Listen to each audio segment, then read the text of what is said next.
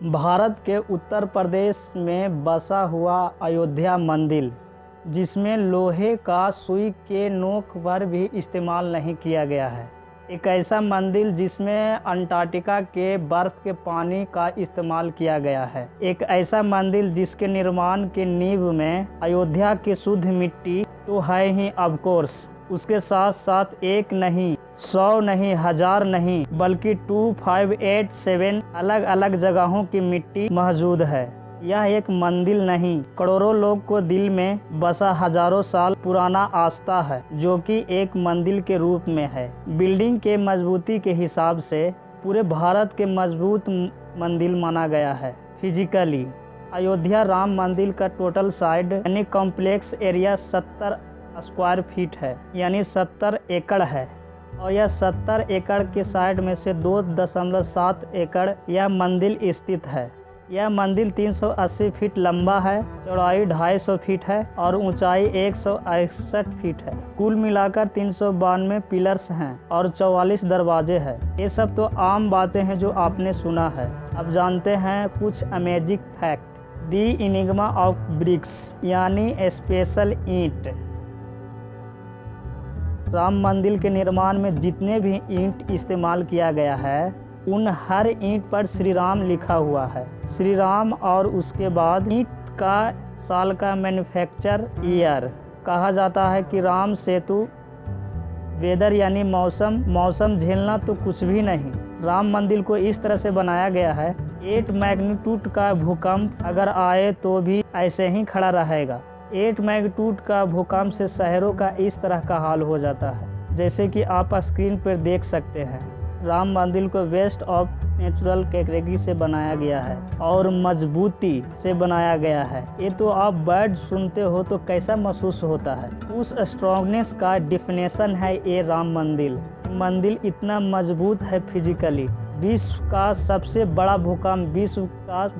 बड़ा भूकंप south America के चिली में आया था, जिसकी तीव्रता 9.2 थी। इससे ज़्यादा भूकंप दुनिया में इतिहास में नहीं आया है। इसका तीव्रता दुनिया ने महसूस किया है, इंसानों ने महसूस किया है। इसका आसपास का तीव्रता भी राम मंदिर सह लेगा। और आर्किटेक्ट्स ने ये भी कहा है इस बिल्डिंग का उम्र 1000 ईयर्स से भी ज़्यादा है, यानी 2024 में 1000 साल जोड़ दो, 3024। इस साल तक लगी मंदिर ऐसे ही रहेगा। उसके बाद ही रिकंस्ट्रक्शन का काम चालू हो सकता है। जरूरत पड़ेगी आपके आगे की पीढ़ी भी 100 साल माने तो आपके 10 जनरेशन पार हो जाएगी और मंदिर ऐसा ही खड़ा रहेगा। The base divine power of 2587 palace, यानी 2587 पैलेस के देवी राम मंदिर की जो बेस है यानी नींव 2587 अलग अलग पवित्र जगहों का मिट्टी का इस्तेमाल किया गया है, जैसे झांसी, यमुनोत्री, वैष्णो देवी, चित्तौड़गढ़, गोल्डन टेम्पल और भी बहुत सारे। नंबर पर ध्यान देना, 2587 सभी देवी देवताओं की जगह पर मिल पाए। इसके पीछे का कॉन्सेप्ट यही था, दी राम मंदिर एंड अंटार्कटिका कनेक्शन। राम मंदिर में जब पहली बार जल अभिषेक हुआ था अप्रैल 2023 में, पूरे विश्व के देवी देवता, पूरे विश्व का वाइब एक जगह आए, इसलिए पूरे विश्व से 155 रिवर यानी जल लिया गया का इस्तेमाल किया गया। America, France, Germany, Britain, Nepal, Bhutan, Bangladesh, Ukraine, Russia, Kazakhstan, Canada, China, इन सब देशों के नदियों को जल को लाया गया था। यहाँ तक ले अंटार्कटिका के बर्फ के पानी का भी इस्तेमाल किया गया था। इतना अमेजिंग लग रहा है ना जान के कि राम मंदिर और अंटार्कटिका का भी कनेक्शन है। एक साथ इन सभी नदियों का पानी, किसी भी मंदिर का जल अभिषेक इतिहास में अभी तक इस्तेमाल नहीं किया गया है। दी कंपनी बिहाइंड यानी राम मंदिर बनाने वाली कंपनी।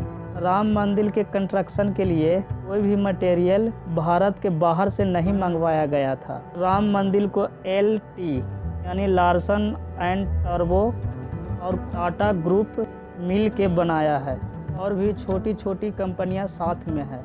बहुत सारे लोग ये सोच रहे होंगे कि टाटा तो भारतीय कंपनी है, लेकिन L&T लार्सन एंड टर्बो ये तो बाहर की है ना। ऐसा लोगों को मन में L&T के फुल फॉर्म से आ रहा है। L&T कंपनी के डेनमार्क के दो भाई ओलेग लार्सन और सेंट टर्बो ने बनाया था। हेंस में इसका लोगो को टाइलर टाइप के कॉम्बिनेशन है, लार्सन एंड टर्बो। लेकिन कंपनी का शुरुआत 1938 में उन्होंने मुंबई में किया था। सिर्फ उन्होंने फाउंड किया था, कंपनी भारतीय ही थी। उन दोनों के बाद टॉप ऑफ ऑफिशियल भारतीय ही बने और आज तक लागी भारतीय ही है। इसे एक सवाल में मन आता है कि उन दोनों अपने देश डेनमार्क में कंपनी क्यों न शुरू की, भारत में ही क्यों किए। 1940 में वर्ल्ड वॉर 2 चल रहा था और उन लोगों ने इंडिया में रह के इंडियन लोगों से ही फंडिंग लेकर बिजनेस कर रहे थे और तय किए। भारत के बिजनेसमैन ने उनको फंड भी दिए और लकीली कंपनी सक्सेसफुल में कामयाब हो गई और ये भारतीय बिजनेसमैन के पैसों के चलते ही कंपनी खड़ा हो पाया। नाम तो अंग्रेजी ही अभी तक है, लार्सन एंड टर्बो, लेकिन ये कंपनी भारतीय ही है। मेन फैक्ट ये जानना चाहिए आपको। लेकिन L&T भारतीय मल्टीनेशनल कंपनी है और ये लगभग 50,000 लोगों को जॉब देती है और इसका करंट हेडक्वार्टर चेन्नई में स्थित है और ये कंपनी भारत के बाहर भी काम करती है और ये विदेशों में अपना नाम बना रही है, क्योंकि राम मंदिर के कंस्ट्रक्शन में लीड कंपनी L&T ही थी। तो इसका असर इस कंपनी पे भी दिखा है, यानी ग्रोथ। L&T का शेयर मार्केट 2 सालों में ही जबरदस्त फायदा हुआ है। कंपैरिजन में टॉप ऑफ द वर्ल्ड, दुनिया के सभी मंदिरों में तुलना। सबसे बड़ा मंदिर कंबोडिया देश में जिसका नाम है अंकोर टेम्पल, यह है और भगवान विष्णु का मंदिर है और ये 402 एकड़ में फैला हुआ है। दुनिया का दूसरा सबसे बड़ा मंदिर अमेरिका वाला अक्षरधाम है, जो कि न्यू जर्सी में मौजूद है और 183 एकड़ में फैला हुआ है। हार्ड यानी तीसरे नंबर पे हुआ है श्री रंगनाथम टेम्पल, जो कि तमिलनाडु में है, जो कि इसका साइट एरिया है 155 एकड़, जो कि 4 पे है श्री लक्ष्मी नारायण टेम्पल, तमिलनाडु में स्थित है और ये 100 एकड़ में फैला हुआ है। इसके बाद आता है अयोध्या का राम मंदिर, जो कि 70 एकड़ में फैला हुआ है। उसके बाद आता है दिल्ली का छतरपुर मंदिर, जो कि 60 एकड़ में फैला हुआ है। पर दिल के रैंकिंग की बात करें, इतना एक्साइटेड था, दिल में बसा हुआ था, जो कि अयोध्या का राम मंदिर टॉप पे है पूरा भारत में।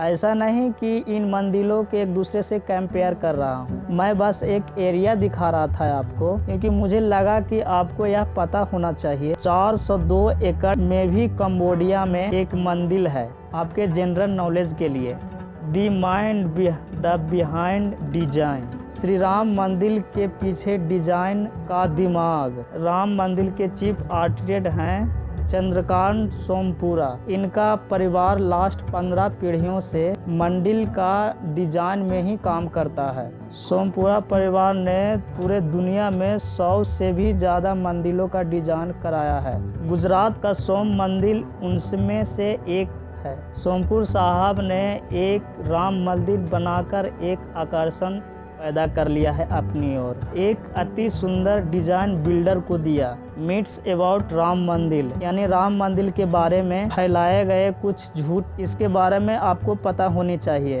राम मंदिर के बारे में सबसे बड़ा मिथ है टाइम कैप्सूल। इंडिया के मीडिया वालों ने टाइम कैप्सूल के बारे में भर भर के पोस्ट किया है। राम मंदिर के नीचे 200 फीट के नीचे कैप्सूल रखा हुआ है। मैं ये चाहता हूँ कि राम मंदिर के निर्माण में एक गलत चीज नहीं रहे।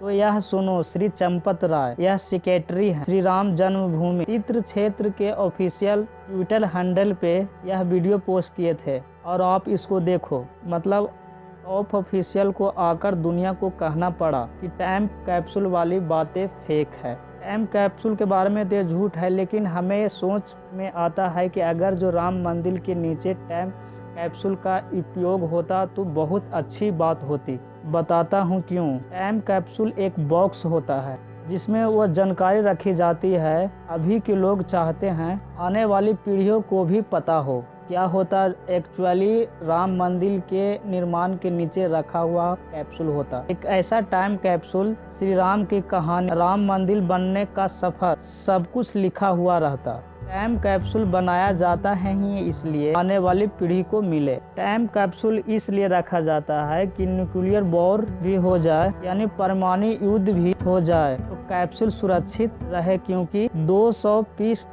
की सतह के नीचे डाला जाता है। पता है, जितने लोग भी मानते हैं न्यूक्लियर वॉर होगा, वैसे भी श्री राम को इतिहास के जिंदा रखने के लिए लोग ही काफी है। किसी टाइम कैप्सूल के जरूरत नहीं है वैसे, लेकिन टाइम कैप्सूल का कॉन्सेप्ट है बहुत ही इंटरेस्टिंग है। मंदिर की बात करें तो मंदिर इतना ही खूबसूरत है कि आर्ट, कला, ये जो शब्द है ये भी शर्मा जाए राम मंदिर के वाइब के सामने। श्री राम्स एज यानी भगवान राम की उम्र। आपने कई बार सुना होगा कि प्रभु श्री राम 11 साल ईयर्स अयोध्या पर राज किए थे। कहा जाता है कि त्रेता युग में इंसान 10,000 वर्ष तक जीवित रहता था, लेकिन 11 साल जीना मॉडर्न साइंस के हिसाब से परफेक्ट नहीं रहता। और राम सेतु कार्बन डेटिंग से भी ये भी पता चला है, रामायण 7,000 ईयर्स पहले हुआ था, तब यह 11,000 साल हिसाब से ये तो राम जी को होना चाहिए। तो सही बात यह क्या है वो आपको जानना चाहिए। कंफ्यूजन क्लियर करता हूँ मैं। असल में कहा जाता है कि श्री राम प्रभु 25 साल के थे तब वह वनवास में गए, और 14 साल बाद यानी 25 + 14 39 साल के जब हुए थे तब वह वापस आए थे और वह राजा बने थे, और 70 साल उम्र में राज स्थल तक आ गए थे, यानी वह 31 साल तक लगी राज किए थे। तो 11,000 साल राज करने की बात कहाँ से आई? तो बात यह है कि जो राजा धर्म के मार्ग पर चलता है उनका हर एक दिन 1 साल के बराबर माना जाता है। जी हाँ, कई किताबों में इस बातों को आपको जिक्र मिल जाएगा। एक राजा का हर एक दिन 1 डे = 1 ईयर। 39 की उम्र से 70 ईयर तक = 31 ईयर साल हो रहे हैं, यानी 31 × 365 दिन, यानी 11,315 ईयर्स यानी वर्ष। तो इसीलिए कहा जाता है कि प्रभु श्री राम 11,000 साल तक लगी रूल किए थे। ये था 11,000 साल तक लगी गहरा मतलब। 11 साल यानी 11,000 साल तक लगी अगला दिन। ये था श्री राम मंदिर और श्री राम के बारे में अमेजिंग फैक्ट। वीडियो को लाइक जरूर करना। वीडियो कैसा लगा नीचे कमेंट जरूर करना, और ऐसे अमेजिंग